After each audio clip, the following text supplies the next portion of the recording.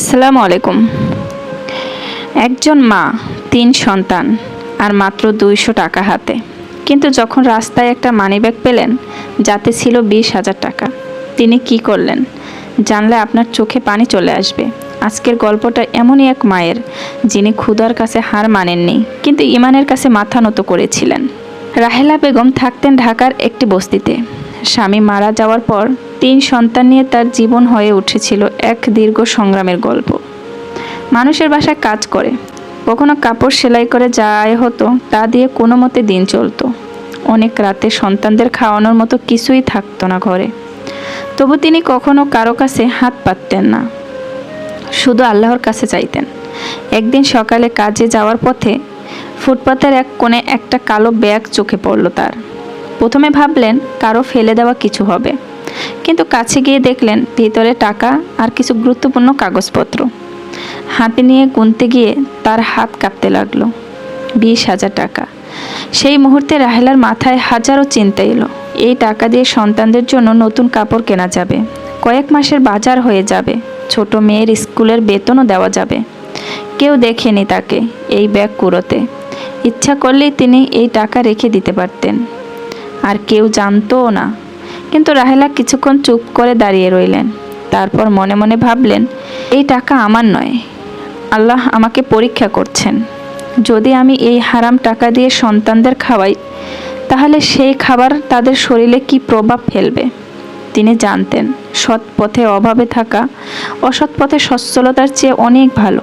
ব্যাগের ভেতরের কাগজপত্র থেকে একটা মোবাইল নম্বর পেলেন। তিনি কল দিলেন। কিছুক্ষণের মধ্যে একজন মধ্যবয়সী ব্যবসায়ী ছুটে এলেন। তার চোখে মুখে উৎকণ্ঠা স্পষ্ট।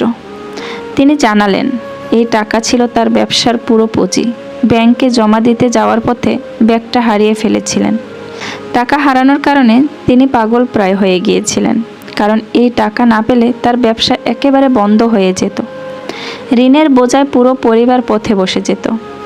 ব্যাগ ও টাকা হাতে পেয়ে লোকটি কেঁদে ফেললেন। তিনি রাহেলাকে কৃতজ্ঞতা জানিয়ে ৫,০০০ টাকা পুরস্কার হিসেবে দিতে চাইলেন।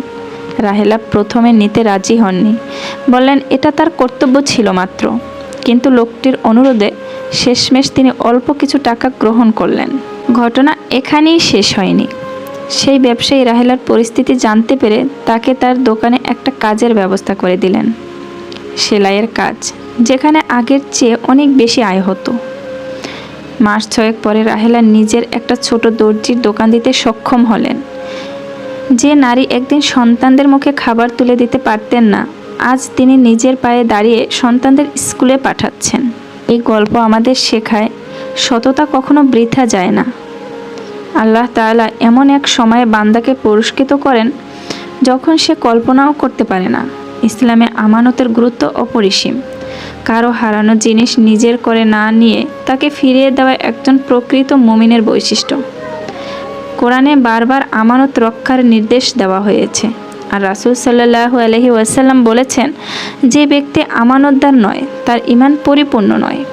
আমরা প্রায় ভাবি অভাবের সময় একটু অসততা করলে কি এমন ক্ষতি হবে, কিন্তু রাহেলার গল্প আমাদের মনে করিয়ে দেয় আল্লাহর উপর ভরসা রেখে সৎ থাকলে তিনি এমন পথ খুলে দেন যা আমরা কল্পনাও করতে পারি না। ধৈর্য আর সততা, এই দুটো গুণ একসাথে থাকলে আল্লাহর সাহায্য দেরিতে হলেও অবশ্যই আসে।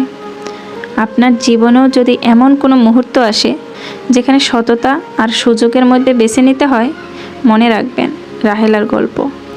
আল্লাহ তাআলা দেখছেন, আর তার প্রতিদান কখনো বিফলে যায় না। ভিডিওটি ভালো লাগলে অবশ্যই লাইক করুন, চ্যানেলটি সাবস্ক্রাইব করে রাখুন, যাতে এমন আরও অনুপ্রেরণামূলক সত্য ঘটনা আপনার কাছে পৌঁছাতে পারে। ভালো থাকবেন সবাই, ইনশাআল্লাহ।